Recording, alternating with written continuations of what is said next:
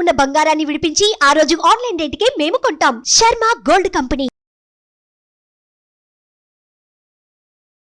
నమస్కారం, సుమన్ టీవీకి స్వాగతం. జూలై మాసంలో ద్వాదశ రాశుల వారికి ఎలా ఉండనుంది, ఏ గ్రహాలు ఏ ఏ రాశుల వారికి అనుకూలిస్తున్నాయి, అలాగే ఏ గ్రహాలు అనుకూలించటం లేదు, వాటి వల్ల ఎటువంటి ఫలితాలు ఏర్పడనున్నాయి, ఈ విషయాలను తెలియజేసేందుకు మనతో పాటు ఉన్నారు ప్రముఖ జ్యోతిష్య శాస్త్ర పండితులు బ్రహ్మశ్రీ నందిబట్ల శ్రీహరి శర్మ గారు. గురుగారు నమస్కారం. వాగర్థావివ సంపృక్తౌ వాగర్థ ప్రతిపత్తయే జగతః పితరౌ వందే పార్వతీ పరమేశ్వరౌ. సదాశివసమారంభాం శంకరాచార్య మధ్యమాం అస్మదాచార్య పర్యంతం వందే గురుపరంపరాం. ఆదిత్యాయ చ సోమాయ మంగళాయ బుధాయ చ గురుశుక్ర శనిభ్యశ్చ రాహవే కేతవే నమః. గురుగారు, మకర రాశి వారికి ఈ జూలై మాసం అంతా ఎలా ఉండబోతుంది? మకర రాశి వారికి ధనస్థానంలో వక్రీకరించినటువంటి శని, తృతీయము మరియు నవమ స్థానంలో రాహుకేతులు, అలాగే 12వ తారీఖు వరకు చతుర్థంలో కుజుడు, 12వ తారీఖు నుంచి గురువు కుజుల యొక్క సంచారము పంచమ స్థానంలో, అలాగే రవి 16వ తారీఖు నుంచి, బుధుడు 19వ తారీఖు నుంచి, శుక్రుడు 6వ స్థానం నుంచి కర్కాటక రాశిలో సంచారం చేస్తున్నటువంటి ఈ కారణం. వెరసి చూసుకున్నట్లయితే ఈ యొక్క మకర రాశిలో జన్మించినటువంటి వారికి ప్రధానంగా నిరాశాజనకమైనటువంటి ఫలితాలు ఎక్కువగా ఉంటాయని చెప్పవచ్చు. ఎందుకనంటే గ్రహాల యొక్క సంచారం అనుకూలంగా ఈ మాసంలో లేదు.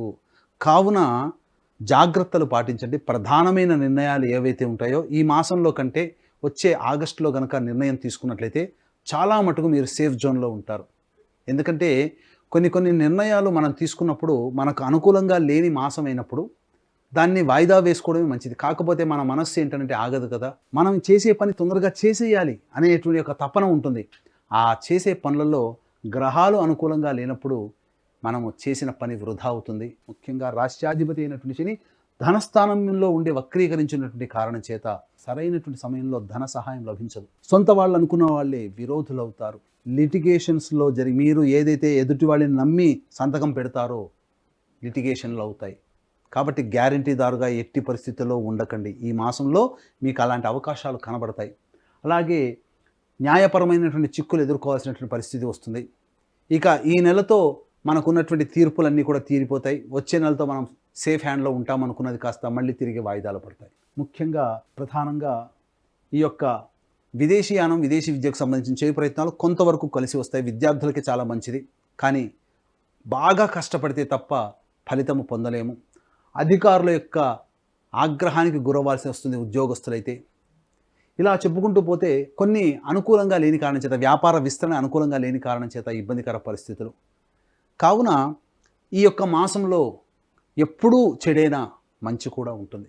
మంచి ఏంటనంటే మనం అనుకున్నటువంటి పనిలో కొంతవరకు ఆనందం, ఉత్సాహంగా ఉండడం, డబ్బు ప్రయత్నాల్లో ఉన్నప్పుడు సకాలానికి డబ్బులు చేతికి అందడం. కాబట్టి ఏ ఏ సమయంలో డబ్బులు చేతికి అందుతాయో దానికి అనుగుణంగా మీ యొక్క కార్యాచరణ మీరు పెట్టుకున్నట్లయితే తప్పకుండా ఇంతకుముందు మొట్టమొదట నేను చెప్పినటువంటి నిరాశాజనకమైన ఫలితాల నుంచి కొంతవరకు పాజిటివ్లో మీరు ఉంటారు మీ యొక్క జీవితం. మరి ఏ సమయంలో అనుకూలంగా ఉంటుందనేటువంటి విషయం చూసుకున్నట్లయితే ఈ నెల 5వ తారీఖు, 6, 7, 8, 9 తారీఖుల్లో మీకు ధనము మీ చేతికి అందుతుంది. ఊహించిన దానికంటే అధిక మొత్తంలో ధనం అందుతుంది. అలాగే ఇక మనకు ఈ వ్యక్తులు డబ్బులు ఇవ్వరేమో, మనం ఇచ్చాం, మనము వదులుకోవాల్సిందే, మర్చిపోవాల్సిందే అనుకున్నటువంటిది కూడా ఈ యొక్క మకర రాశిలో జన్మించిన వారికి 5, 6, 7, 8, 9 తారీఖుల్లో కొంత మొత్తంలోనైనా కానీ డబ్బు మీకు అందుతుంది. ఏదైనా మీరు ఇతరుల దగ్గరికి వెళ్ళి రుణాలు చేయాల్సి వస్తుంది, అప్పులు కావాల్సి వస్తుంది, అప్పు పుడుతుంది. అలాగే రాని బాకీలు వసూలు అవుతాయి. ఇక 15, 16 తారీఖుల్లో ఉద్యోగ సంబంధమైనటువంటి, వ్యాపార సంబంధమైనటువంటి కార్యకలాపాల్లో కీలకమైన నిర్ణయాలు తీసుకుంటారు.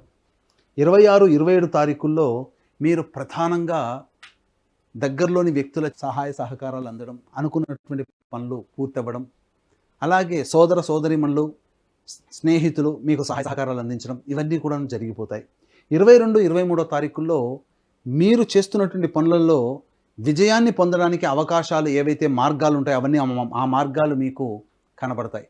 తద్వారా ఉత్సాహంతో ముందడుగు వేస్తారు.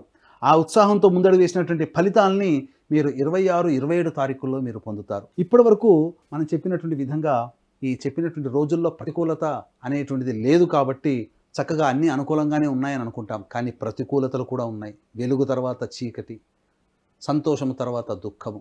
కాబట్టి దుఃఖములన్నీ కూడా ఈ మకర రాశిలో జన్మించినటువంటి వారికి జూలై మాసంలో ఏ రోజుల్లో ఉంటాయి, ఏ రోజుల్లో డబ్బు పరంగా జాగ్రత్తలు తీసుకోవాలి, ఏ రోజుల్లో ఎటువంటి నిర్ణయాలు తీసుకోకుండా ఉండాలనే విషయాన్ని మనం తెలుసుకుందాం. ముఖ్యంగా 24, 25 తారీఖుల్లో మనోవ్యాకులతతో, కుటుంబ కలహాలతో కొంత దూరంగా ఉండాల్సినటువంటి పరిస్థితి.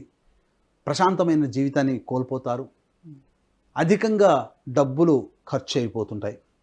ఇక ముఖ్యంగా చూసుకున్నట్లయితే 10, 11 తారీఖుల్లో అలాగే 20, 21 తారీఖుల్లో అనవసరమైనటువంటి ఖర్చులు ఉంటాయి. కాబట్టి 10, 11, 20, 21 తారీఖుల్లో ఖర్చులకి దూరంగా ఉండడమే చాలా మంచిది.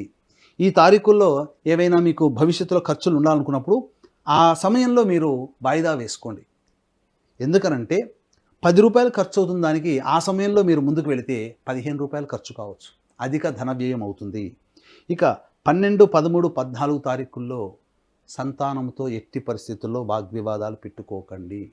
సంతానంతో విరోధములు ఏర్పడేటువంటి అవకాశం ఉంటుంది.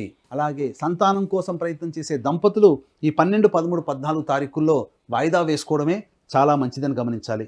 ఇక 2, 3, 4, 30, 31 తారీఖుల్లో మీరు ఆలోచించింది ఒకటైతే జరిగేది ఇంకొకటిగా ఉంటుంది.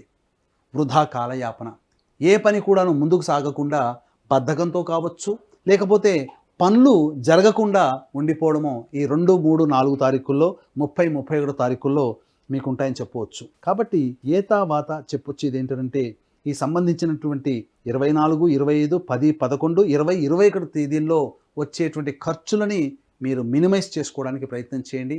ప్రధానమైనటువంటి నిర్ణయాలు ఈ 24, 25, 10, 11, 20, 21 తేదీల్లో లేకుండా ఉండడమే చాలా మంచిదని గమనించాలి. ఏతావాత గ్రహాల యొక్క సంచారం అనుకూలంగా లేని కారణం చేత దైవానుగ్రహం తప్పనిసరి.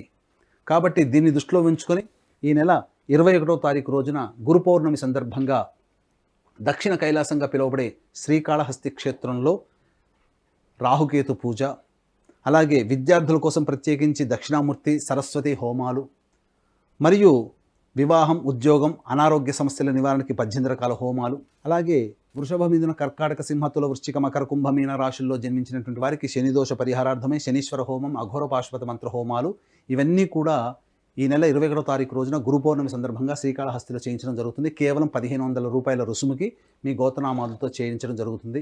అలాగే మా పీఠం ఆధ్వర్యంలో సంవత్సరం పొడుగుతా మీ కుటుంబ సభ్యుల గోతనామాదులతో సంవత్సరం పొడుగుతా చేయించుకోదలిస్తే కూడా ఆ విధంగా కూడా మీరు నమోదు చేసుకోవచ్చు. కావున అవకాశం ఉన్న వాళ్ళు కార్యక్రమ తదనంతరం కాంటాక్ట్ చేసి పూర్తి వివరాలు తెలుసుకోండి. అతి కొద్ది మందికి మాత్రమే ఈ గురు పౌర్ణమి సందర్భంగా ఈ యొక్క కార్యక్రమంలో చేయించడం జరుగుతుంది. కాబట్టి ఈ అవకాశాన్ని వీక్షించేటువంటి సుమన్ టీవీ ప్రేక్షకులు సద్వినియోగం చేసుకోగలరు. గురుగారు, మరి మకర రాశి వారు దైవానుగ్రహం కోసం, నవగ్రహాల అనుగ్రహం కోసం ఎటువంటి పరిహారాన్ని పాటించాలంటారు? నవగ్రహాలు అనుకూలంగా లేని కారణం చేత ఈ యొక్క మకర రాశిలో జన్మించినటువంటి వారు శివాలయంలోని నవగ్రహాల చుట్టూ ఆదిత్యాయ చ సోమాయ మంగళాయ బుధాయ చ గురు శుక్ర శనిభ్యశ్చ రాహవే కేతవే నమః అంటూ ఒక 41 ప్రదక్షిణలు 11 రోజుల పాటు చేసి, ప్రదక్షిణ తదనంతరం శివాలయంలో ఈశ్వరునికి అభిషేకము, అర్చన జరిపించండి 11 రోజుల పాటు చాలు. ఇక అన్ని రకాలైనటువంటి సమస్యలు వాటంతటవే తగ్గుముఖం పడతాయి, ఆనందంగా ఉంటారు. ముఖ్యంగా అనుకూలంగా లేని రోజులు ఈ నెల 24, 25, 30, 31, 10, 11, 20, 21 తేదీల్లో డబ్బు పరమైనటువంటి విషయాల్లో జాగ్రత్తలు పాటించండి.